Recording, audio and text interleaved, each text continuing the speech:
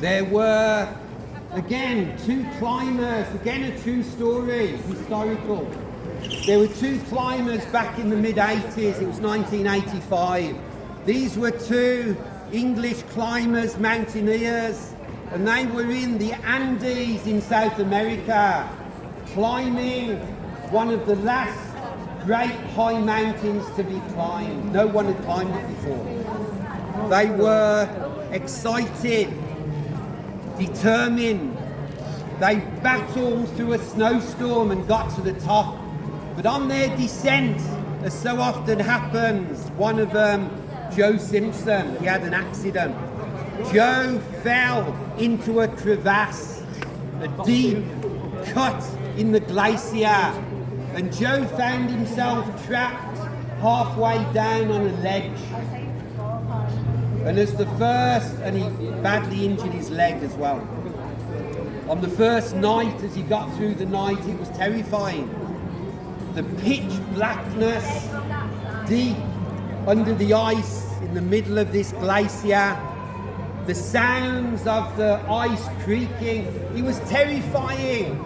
The next morning, as the morning gone on and he saw through the ice light and day had dawned, he realised rescue was not coming.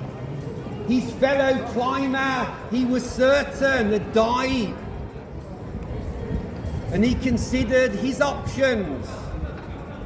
Like those 4 lepers I spoke about in the previous video.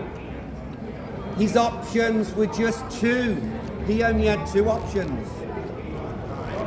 His options were to stay where he was. But he knew, as he says in a great movie that was made about this accident, Touching the Void, he says, but I knew rescue or help wasn't coming. And it wasn't. He knew that a broken leg doesn't kill you. And he knew he was going to slowly starve to death and face night after night for weeks of the terrifying creaking and groaning of this ice and the pitch blackness. That was one of his options. And he knew he was going to die slowly. But he had a second option. And my friend, this second option, like the 4 lepers, it's one that you wouldn't normally consider. It was counterintuitive. It sounded crazy. And yet, there were far better likelihood of success than staying where he was. He thought there may only be a 5% chance that if I go deeper down into the crevasse, because he had rope, there may only be a 5% chance of getting rescued, but he knew that if he stayed where he was, there was a 99.9% chance he would die. Joe Simpson, in 1985, made the decision. Was he scared? Yeah. Had he ever thought about this kind of thing before? No. But he was desperate.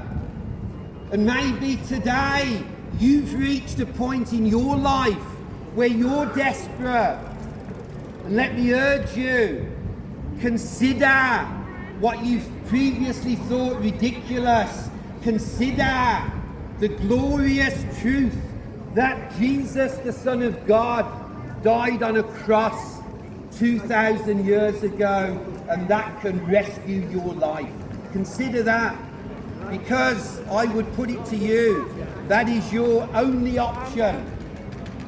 You can be like Joe Simpson, slowly starving to death, decreasing, getting smaller, maybe more bitter, more angry as you go through life. But there's an option. Run to the Lord Jesus. Take a decision you've never thought of before. It's your only option. God's given us one option for rescue. It's a humbling option. It's not an option that the arrogant can take. They're too full of themselves, thinking they can rescue themselves. But today, maybe you've got to that point where you know, just like Joe Simpson knew, that if he stayed where he was, there would be no rescue, guaranteed. My friend, today, take a counterintuitive course of action. One that has been taken by many, actually. Get down at the side of your bed and pray. Call upon your Creator. Ask him for mercy. Confess your sin. Ask for mercy, pardon, confess your arrogance to him, and he will grant you the respect your humility deserves. Remember, God respects those that respect him.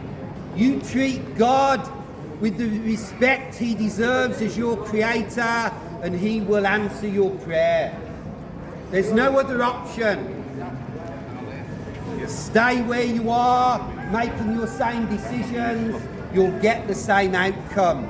Death, depression, sickness, defeat, no hope. Turn to the Lord Jesus and you'll discover pardon, life and forgiveness. Do that today, my friend, and may God richly bless you. Amen.